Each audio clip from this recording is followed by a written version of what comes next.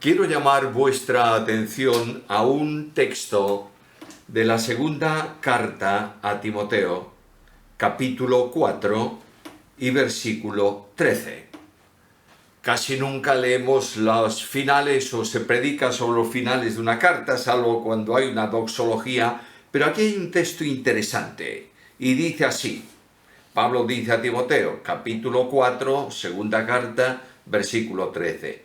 Trae, cuando vengas, el capote que dejé en Troas, en casa de Carpo, y los libros, mayormente los pergaminos. Quien está escribiendo es indudablemente el apóstol de Cristo, fundador de iglesias, que está al término de su vida. Es juzgado en Roma, está esperando la ejecución de la sentencia que lo condena a muerte y va a tener poco tiempo por delante. Posiblemente él pensaría que en cualquier día abrirían la puerta de la celda donde él estaba, lo tomarían y lo llevarían al cadalso para decapitarlo. Él dice, ven a verme pronto, Timoteo, y cuando vengas tráeme 3 cosas. El capote, los libros y mayormente los pergaminos.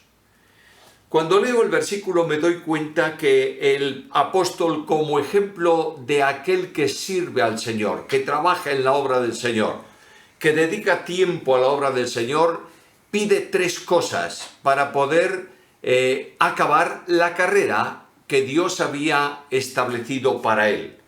No podemos olvidar que la Biblia dice que Dios cumplirá su propósito con cada uno de nosotros. Y también dice la Biblia que Dios delineó nuestro tiempo y marcó las acciones de los días y dio principio a nuestra vida y establece el final para ella.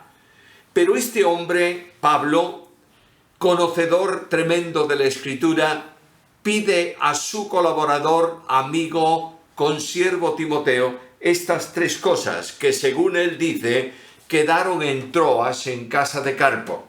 Cuando los romanos prendieron a Pablo esta segunda ocasión para llevarlo a Roma, lo tomaron como estaba, no le permitieron recoger nada de lo que tenía, lo llevaron consigo. Y ahora el apóstol pide estas 3 cosas, capote, libros y pergaminos. Y finalmente el versículo debe presentar, como cualquier texto de la Biblia, un desafío personal para nosotros que servimos al Señor. Cuando yo hablo de alguien que sirve al Señor, no estoy hablando de un hombre excepcional o un pastor a pleno tiempo. Cualquier creyente está incurso aquí, porque no puedo entender nuevo nacimiento, salvación, vida renovada, si no hablo de servicio o no la vinculo con el servicio. La vida cristiana es muy sencilla, muy simple. Para mí el vivir es Cristo. ¿Qué fue Cristo? Un siervo. Por tanto, yo no puedo adquirir un privilegio más elevado que el de llegar a la condición de siervo en una entrega incondicional y personal. Ahora, cuando hablamos de servicio, el apóstol presenta aquí 2 aspectos interesantísimos. En primer lugar, la primera cosa que tiene que cuidar el que sirve es su cuerpo. Y notad que el apóstol pide el capote. El capote era una especie de capa, a veces era del tipo poncho mexicano, que tienes como una manta que tenía un orificio que entraba por donde entraba la cabeza y colgaba luego el resto por el cuerpo, que era estupendo para defenderse del frío, para cubrirse en invierno, incluso para taparse por las noches y también para protegerse de la lluvia. Pablo está en una celda húmeda de una prisión, como todas las prisiones romanas de ese tipo, tremendamente custodiado, y lo que se descubre en el texto es que todos le habían abandonado y él tenía frío. Lo primero que un siervo de Dios, un creyente, tiene que tener en cuenta es su cuerpo. No estoy diciéndolo por importancia, pero tiene que cuidar de su cuerpo todo aquel que sirve al Señor, sea a pleno tiempo, sea a tiempo parcial. Un cuerpo resentido, una capacidad física mermada, no es buena para poder llevar a cabo la obra. Además de esto, el que sirve al Señor sabe que su cuerpo es templo del Espíritu Santo. Dios nos ha comprado y nos ha comprado plenamente en el acto de la salvación. El Señor Jesucristo pagó por nosotros el precio, el valor que nosotros no podíamos pagar. Él satisfizo la deuda de nuestro pecado, y el apóstol Pablo dice a los creyentes en general: ¿no sabéis que vuestro cuerpo es santuario del Espíritu Santo, el cual está en vosotros, el cual tenéis de Dios, y que no sois vuestros, porque habéis sido comprado por precio? Glorificad pues a Dios en vuestro cuerpo y en vuestro espíritu, los cuales son de Dios. Carta primera a los Corintios, capítulo 6, versículos 19 y 20. Todos sabemos que el hombre es un ser dual, que tiene una parte material y una parte espiritual. No estamos hablando de divisiones de la parte material o de la parte espiritual. Podemos hablar de la parte espiritual como espíritu, alma y cuerpo. Podemos añadirle también mente y corazón. No importan esas subdivisiones. El hombre es un ser que tiene una parte material orgánica que puede ser palpada y una tocada que puede ser vista, y una parte espiritual que no puede ser vista. Ambas cosas forman un yo, que es la persona. Por tanto, el Señor ha comprado al creyente, y el cuerpo del creyente es el templo del Espíritu Santo. Porque una vez que el creyente ha creído y se ha producido la regeneración espiritual, las tres personas de la deidad vienen a la experiencia de vida del cristiano. No solamente está presente el Espíritu Santo, sino que también está el Padre y el Hijo. Por tanto, el Dios Trino ha hecho aposento en el santuario de Dios comprado por Él, que es el cuerpo del creyente. El cuidado del cuerpo en el Nuevo Testamento, ya no estoy yendo al Antiguo, el cuidado del cuerpo en el Nuevo Testamento es importante y se menciona muchas veces. Leo un texto de la carta primera a Timoteo, capítulo 4 y versículo 8. Y el apóstol le dice a Timoteo: mira, el ejercicio corporal para poco es provechoso, pero la piedad para todo aprovecha. Y aquí tenemos una enorme confusión en la interpretación del versículo. Algunos dicen: ¿veis que las cosas materiales no tienen valor, no tienen importancia? Lee el texto con cuidado. No dice que no tiene valor, dice de poco valor, o es de poco valor. Es decir, presenta el apóstol Pablo la temporalidad de la vida nuestra cotidiana con la perpetuidad. No dice que no sirve ni que no vale. Dice que es mucho más importante los valores eternos que los valores temporales. Pero mantener el cuerpo bien es vital para poder servir. Comprende todas las cosas e incluye también la atención, el cuidado médico.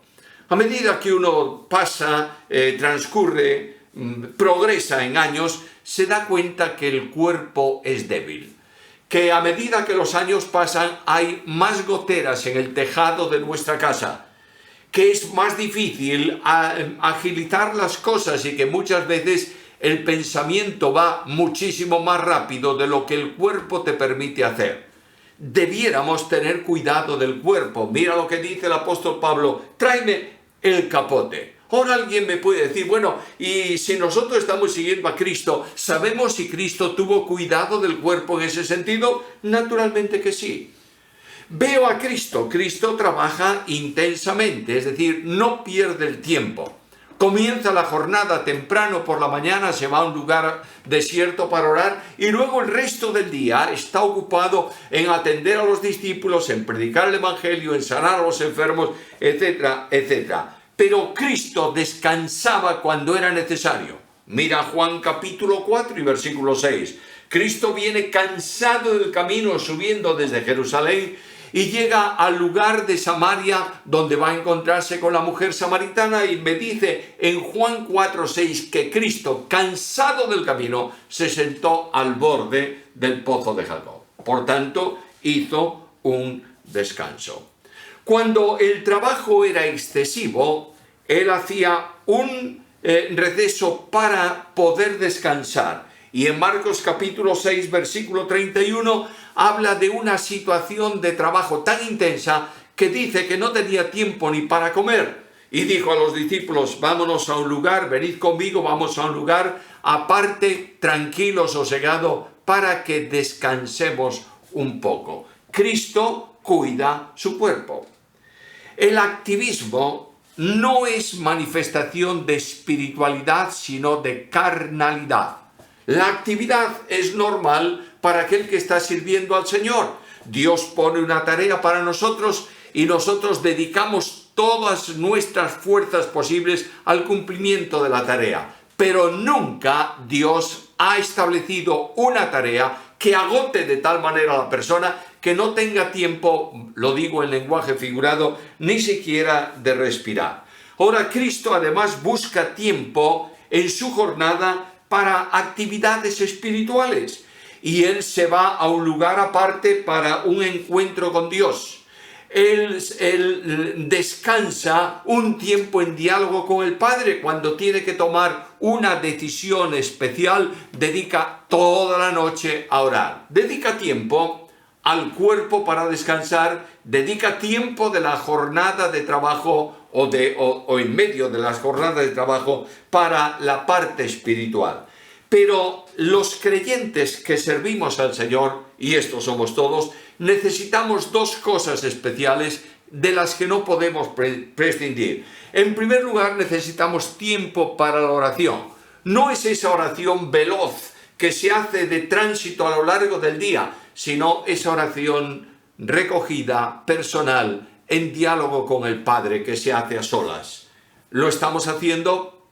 Estamos atendiendo nuestra parte espiritual a través de un cuerpo que se sujeta a un lugar de descanso para la oración. En segundo lugar, el creyente que sirve necesita reflexión o reflexionar.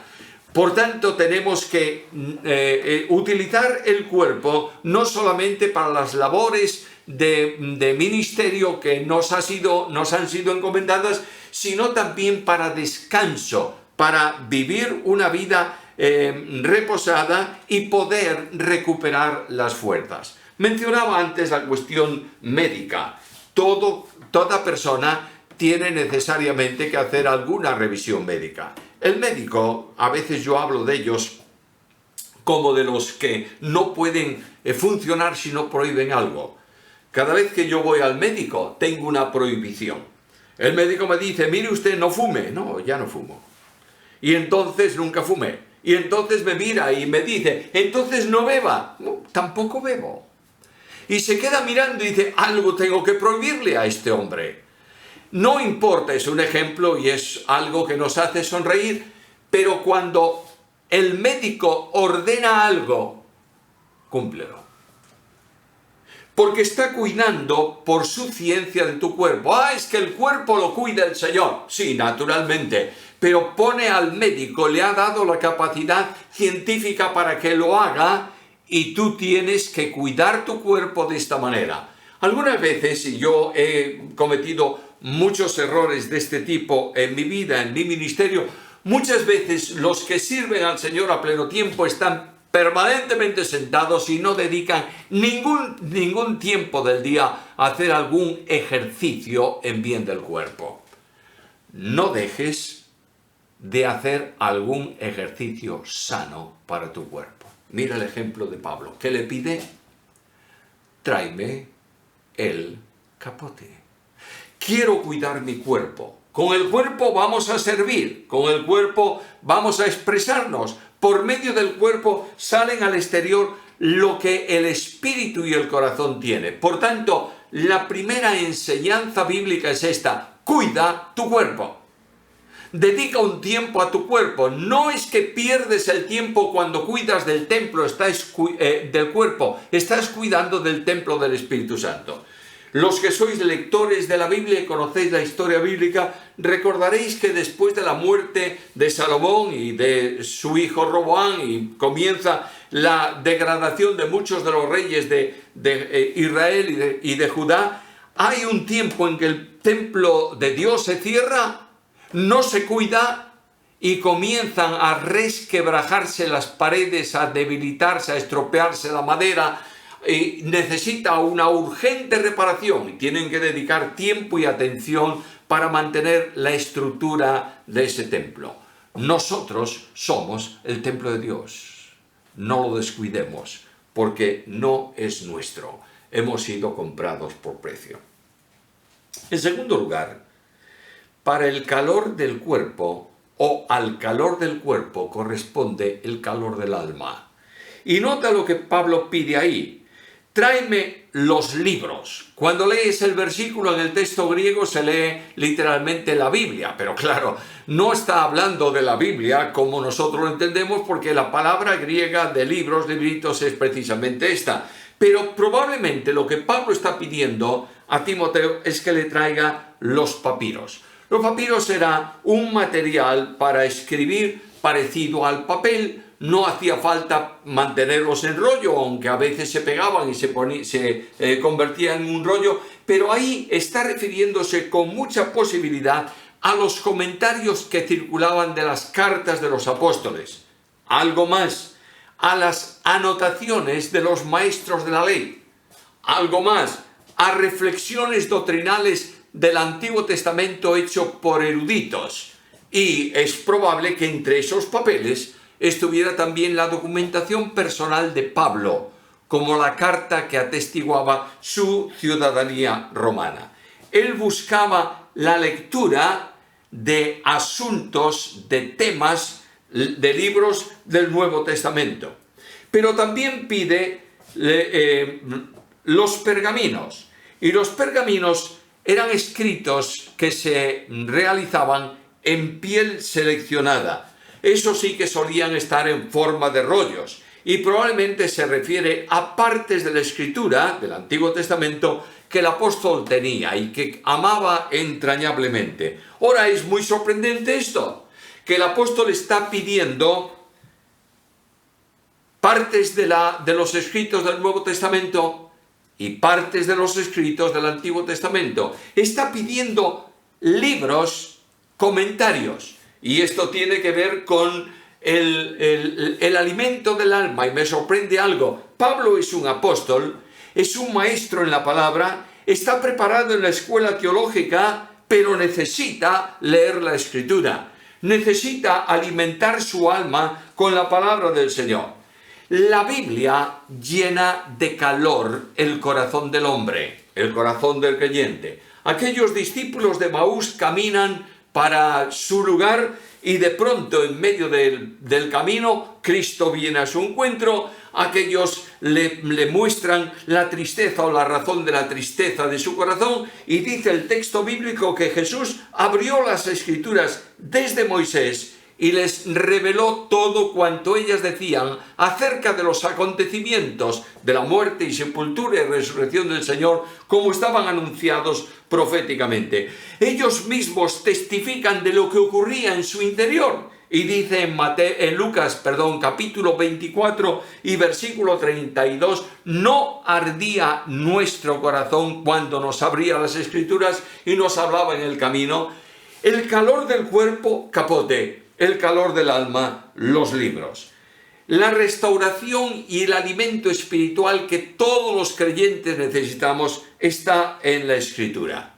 A veces preguntamos ¿qué es la Biblia? Y la respuesta genérica es la palabra de Dios. Y sin duda alguna es así. Pero sabemos lo que la Biblia es porque es palabra de Dios. Escuchemos la Escritura.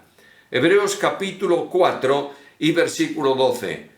Porque la palabra de Dios es viva y eficaz, y más cortante que toda espada de dos filos, y penetra hasta la división del alma y del espíritu, de las coyunturas y de los tuétanos, y discierne los pensamientos y las intenciones del corazón. La palabra de Dios es viva y eficaz.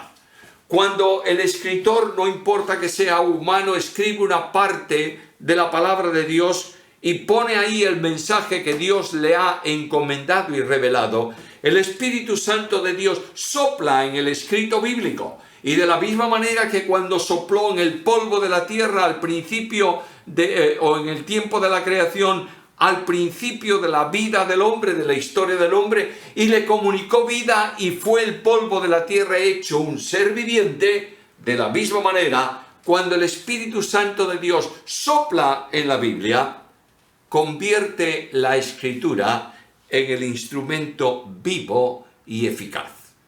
No hay nada más eficaz para tocar el interior del alma, para calentar el corazón del creyente y para llamar la atención al corazón frío del no creyente que la palabra de Dios. Quiero recordarte algo. Cuando hablamos de avivamiento, ¿y quién no desea un gran avivamiento espiritual en nuestro tiempo? Cuando hablamos de avivamiento, la Biblia nos dice algo muy serio. No hay ningún tipo de avivamiento que no se produzca a la luz o en razón de la predicación de la palabra aplicada a la vida por el Espíritu Santo. Puedes ir a un libro del Antiguo Testamento, el libro de Nehemías, y tú verás que Nehemías convocó una mañana a todo el pueblo en una de las plazas de la ciudad, y desde el alba hasta el mediodía estuvo leyendo la Biblia. El pueblo de Dios bajo la influencia de la Biblia. El Espíritu Santo de Dios hacía la operación de aplicar eficazmente la palabra. Y cuando terminó aquella reunión, el pueblo todo lloraba dándose cuenta que se habían alejado de su Dios. Hermanos queridos, nadie piense en ningún tipo de avivamiento si no predica la Escritura. La condición de la Biblia la hace única. El apóstol pide a Timoteo, tráeme los libros y los pergaminos, pero la condición de la Biblia hace deseable tenerla y leerla. Voy a Hebreos capítulo 1, versículo 1, y encuentro estas palabras: Dios, habiendo hablado muchas veces en muchos tiempos a los padres por los profetas, en estos postreros días nos ha hablado por el Hijo. Por tanto, la Biblia es la palabra de Dios dirigida al hombre para que éste le conozca. Ahora, la Biblia produce cambios. Y cuando tú lees la Biblia, estudias la Biblia, meditas en la Biblia y vives conforme a la Biblia, el primer cambio lo vas a experimentar en tu propia vida. Y es el problema del conflicto con el mundo. Cristo dice en Juan 17:14, les he dado tu palabra y el mundo los aborreció. Naturalmente, la Biblia nada tiene que ver, la palabra de Dios nada tiene que ver con la filosofía, la inteligencia del mundo. Es más, cuando el apóstol Pablo habla de la predicación del Evangelio, dice que la palabra de la cruz, que es bendición para el que cree, es locura para los que se pierden. La palabra de Dios es difícil, imposible, diría yo, de que sea entendida espiritualmente por el hombre, porque precisamente debe ser comprendida con la ayuda del Espíritu Santo de Dios. Por tanto, la Biblia predicada produce un conflicto con el mundo, pero al mismo tiempo produce vidas santas. Mira lo que dice Juan, capítulo 17, versículo 17. Santifícalos en tu verdad. Tu palabra es verdad. Muchos libros, muchos manuales de vidas santas circulan en nuestros días. La santidad del matrimonio, la santidad del noviazgo, la santidad individual, la santidad de los jóvenes. Por todos los lados hay tema de este tipo. No hay manual para la santidad práctica más que la Biblia. Porque lámpara es a mis pies tu palabra, lumbrera mi camino. Porque el salmista dice también, en tus mandamientos medito para no pecar contra ti. La Biblia, aplicada a la vida personal por el Espíritu Santo, produce cambios en el área de la santidad y la orienta de esa manera. Por tanto, no es de extrañar que en esta misma carta, segunda carta a Timoteo, en el mismo capítulo 4, y en el versículo 2, el apóstol dice a Timoteo que prediques la palabra. Por tanto, necesitamos predicar la palabra, pero para predicar la palabra tenemos primeramente que conocerla. Para conocer la palabra no es posible hacerlo más que mediante la lectura. Tenemos que leer el texto bíblico. Y aquí vienen los problemas del día de hoy.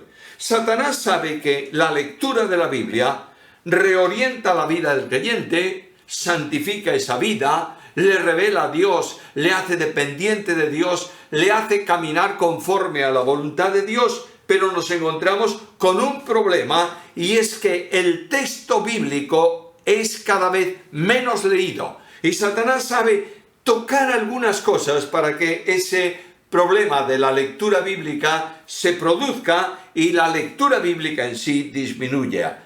Uno de ellos es la cantidad de versiones bíblicas y los problemas que para algunos generan. Bueno, hay versiones bíblicas, traducciones bíblicas que son formidablemente buenas. Hay paráfrasis que no lo son tanto. Pero Satanás conoce que aquel que lee alguna de las buenas versiones de la Biblia, de las buenas traducciones de la Biblia, estará escuchando a Dios en ella. Por tanto, ¿qué es lo que hace? Hablar mal de una serie de versiones, de modo que la Biblia Reina Valera es buena, solamente ella es la que se ajusta a los originales del texto griego. Más dudosa Nueva Versión Internacional, no se menciona siquiera Biblia de las Américas y cosas por el estilo. No hay referencias en muchos creyentes hacia la Biblia textual y otras versiones importantes. El problema no está en la traducción de la Biblia, el problema está en no leer la Biblia. Satanás va por otra vía también. Cuando ya no es capaz a creyentes maduros de hacerles confrontar su fe con las revelaciones o con las versiones, con las traducciones de la Biblia, entonces va al problema del texto griego.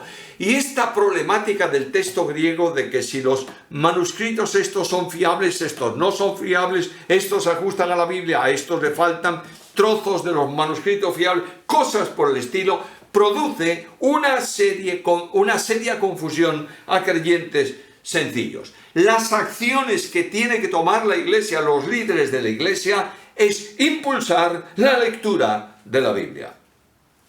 Y en esto debiera haber un sistema especial en cada iglesia, un ministerio, para potenciar la lectura de la Biblia y la lectura de textos de ayuda. Los pergaminos son los elementos que muchas veces ayudaban a estudiar textos bíblicos. Ahora me sorprende algo también. Me sorprenden muchas cosas en el mundo de hoy. Me lleno de asombros cada día y no debiera, después de tantos años en el ministerio, asombrarme de tantas cosas. Pero hay algo que me llama mucho la atención. Las editoriales evangélicas están dejando de publicar libros, comentarios al texto, ayudas a la investigación. ¿Por qué no se leen? En nuestra iglesia queríamos usar en el trimestre actual para los grupos de conexión un texto escrito por Charles Swindoll que se titula en castellano Una fe sencilla. No hemos sido capaces de encontrar libros para poner en manos de los que están en los grupos de hogar. Otros comentarios bíblicos han desaparecido, no se reeditan. La Iglesia tiene la necesidad de escuchar lo que Pablo dice desde este versículo: tráeme los libros y especialmente los pergaminos. La Iglesia tiene la necesidad de promover la lectura de la Biblia en primer lugar y dar también la ayuda necesaria para que los creyentes vayan reflexionando y madurando en ella. Ahora debemos llegar a una conclusión, y vuelvo al texto y lo leo de nuevo. Cuando vengas, tráeme el capote que dejé en Troas en casa de Carpo, los libros, mayormente los pergaminos. La conclusión es muy sencilla. El pueblo necesita una vida sana en cuanto al cuerpo, pero necesita la Biblia y los libros de ayuda para su alimento espiritual. Y el grito de ayuda se produce en las palabras de Pablo. Es como si el pueblo de Dios estuviera diciendo hoy a los líderes de la iglesia: tráeme los libros y mayormente los pergaminos. Y este es un tremendo desafío para nosotros. Los que tenemos la bendición de un ministerio de predicación de la palabra, en el pastorado de la iglesia, en la enseñanza, en centros de formación bíblica, tenemos que recordar que esencialmente hemos de predicar la Biblia y de enseñar la Biblia y de proveer a aquellos que están bajo nuestra supervisión espiritual los elementos necesarios para que ellos lo hagan personalmente. Tenemos que recuperar la Biblia. En la iglesia, yo diría a todos aquellos que están escuchando esta reflexión y que son pastores de las iglesias, maestros de las congregaciones, no permitas que en el púlpito de tu iglesia, que es la de Cristo, se ponga otra cosa que no sea la Biblia. Déjate de producir o de admitir mensajes emotivos que gustan al mundo de hoy, pero que dejan caliente la cabeza y frío el corazón. Necesitamos volver a la Biblia en la iglesia. Necesitamos promover la lectura y el estudio de la Biblia en las familias, en la dimensión en que puedan hacerlo. El rato de familia junta leyendo la Escritura es una tremenda bendición. Hoy en día la lectura conjunta de la familia es desconocida en muchos hogares. Necesito tomar la Biblia para mi vida personal, leer la Biblia, meditar la Biblia, reflexionar en la palabra de Dios. De otra manera, necesitamos volver a la Biblia, al estudio de la Escritura, y necesitamos en todo cuanto nos sea posible cumplir en la dimensión espiritual que conlleva en el día de hoy aquella petición de Pablo: tráeme los libros, mayormente los pergaminos. Que Dios permita que esta sea nuestra experiencia personal, nuestro privilegio, y será también nuestra bendición.